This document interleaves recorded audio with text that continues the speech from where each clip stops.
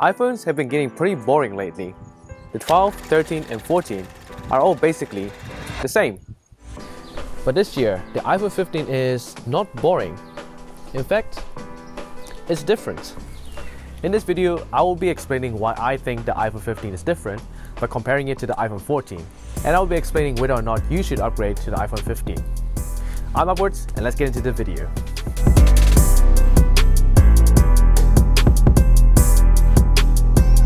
Let's start with the display.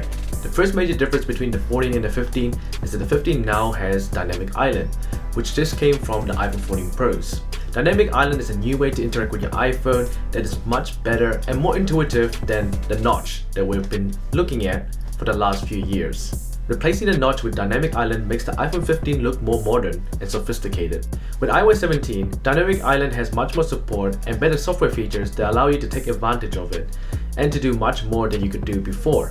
Dynamic Island allows more ways to interact with your iPhone. For example, being able to multitask using the timer, stopwatch, using the GPS, and also being able to control your music by skipping, playing, pausing, and so much more with Dynamic Island.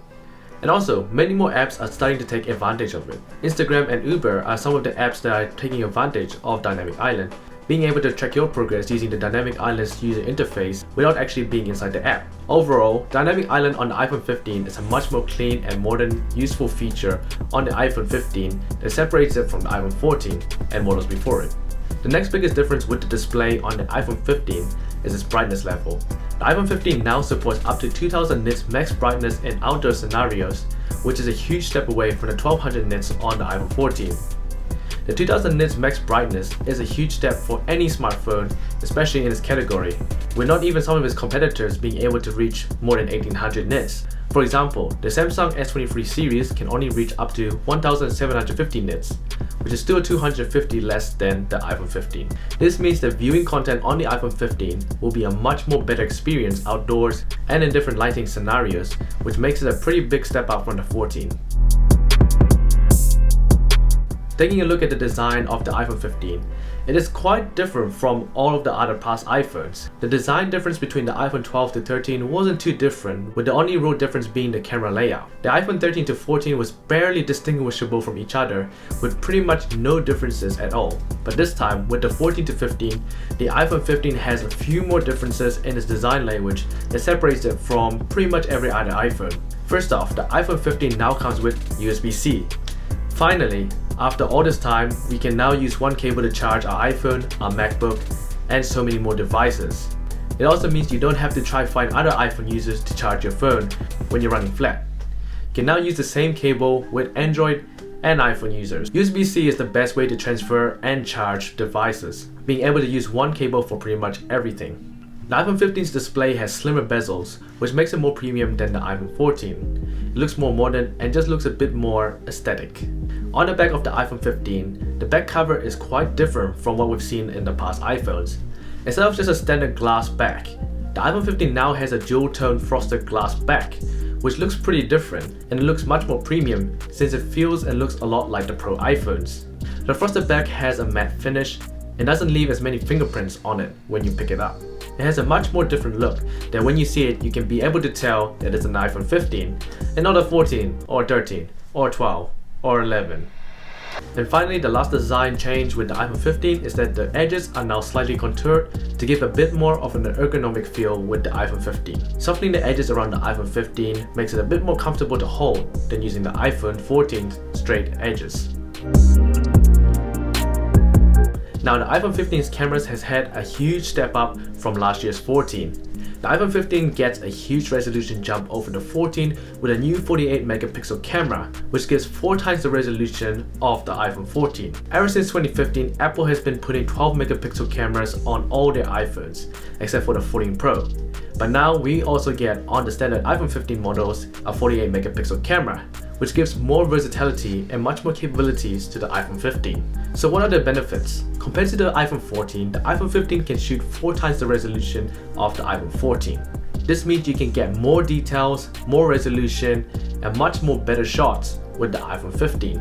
Apple's also now launched a new feature that allows you to take normal photos at 24 megapixels as opposed to 12.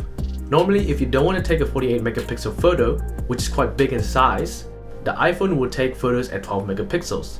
But on the iPhone 15 series, they now shoot at 24 megapixels while retaining the same file size as a 12 megapixel photo, which means you can get double the resolution with better details and better clarity with the same file size as any other 12 megapixel photo. The iPhone 15 can also now record depth information whether or not you are in portrait mode or in standard. This means you get more flexibility in post to choose whether or not you want to change your photos to a portrait mode photo or to keep it just the way it is. With the capability to shoot 48 megapixel photos, the iPhone 15 can now crop in with no degradation to give you a 2x optical zoom, which is a pretty good step up from the iPhone 14, which had absolutely no optical zoom.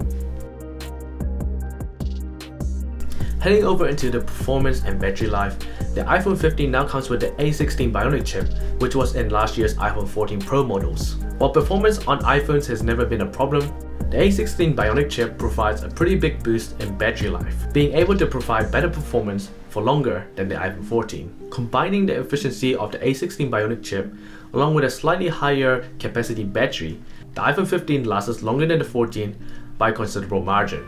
In the Mr. Who's the Boss battery test, the iPhone 15 was seen to be lasting a lot longer than the iPhone 14, which is always a good upgrade for any phone. The actual performance between the two chips isn't anything too special, but with the LPDDR5 RAM switch and a new 4nm process compared to the 5nm process on the iPhone 14, the performance will keep you going strong for a long time. The iPhone 15 is one of the biggest updates to the standard iPhones that has been needed for a really long time, packing in several changes from the iPhone 14 and other standard iPhone models before it. With a much more better display, a new 48 megapixel camera, USB-C, along with better performance and better battery life, the jump from 14 to 15 is one of the biggest in recent years, giving users who are looking to upgrade a much better option, with enough differences to make it a really good choice for most people looking to upgrade. If you have an iPhone 14, you probably don't need to upgrade, but the iPhone 15 is a tempting choice. If you have an iPhone 10, 11, 12, and maybe a 13, the iPhone 15 is a great choice to upgrade to. That's it for this video. I'm Upwards, and I'll see you guys in the next one.